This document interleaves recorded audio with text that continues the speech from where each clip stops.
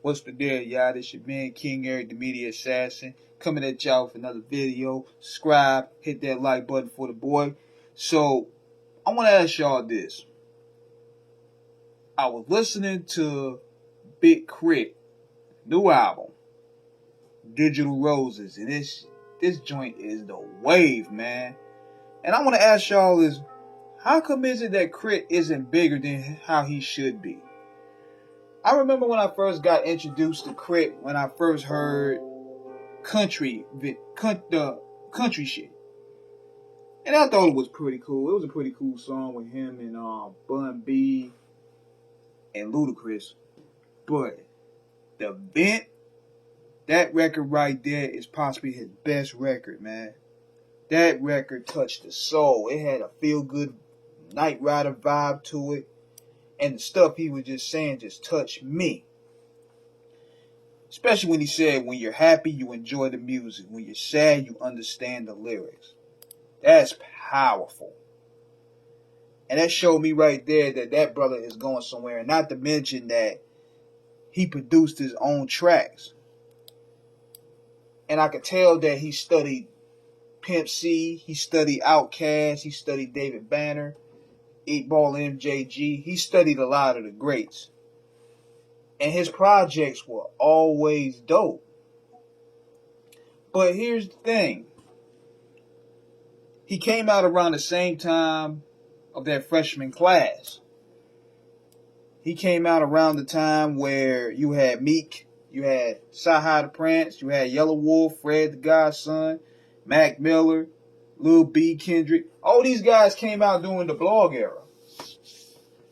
But my thing and my belief is what held K.R.I.T back was the fact that K.R.I.T is a musician. And people might say, what do you mean by that? Big K.R.I.T is a straight up musician. He's not with the BS. He's not with the beefs. He's not going to go out there on social media acting a fool. This young man provides maturity in his music. It's feel-good music to the soul. And he stays in his lane, and a lot of people can't really market that. They probably would consider that to be a bit boring, personality-wise. Even though you have guys like Wiz Khalifa and Currency and Smoke DZA, their appeal has been to the stoners and the weed heads.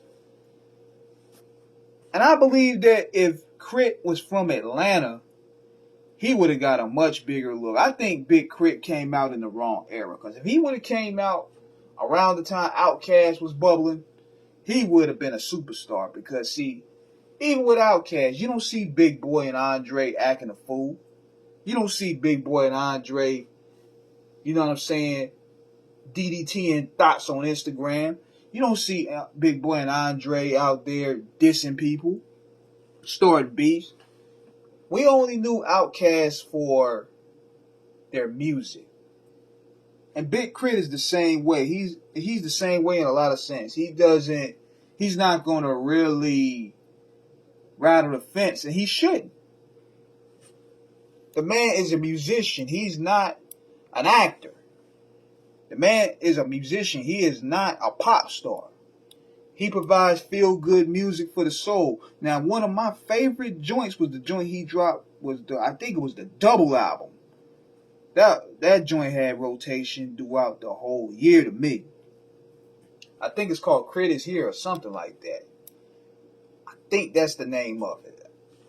But Digital Roses Don't Die is dope, man. I like that K.R.I.T, he doesn't change for anybody. He doesn't change for anybody. He stays in his lane and he provides that good music. And we need more like that. Even if you look at his social media, you're not going to see him acting a fool. And that kind of plays for him and it plays against him. But definitely check out Digital Roses, man. That joint is dope, man. So let me know what you guys think in the comments. Do you agree with me or not?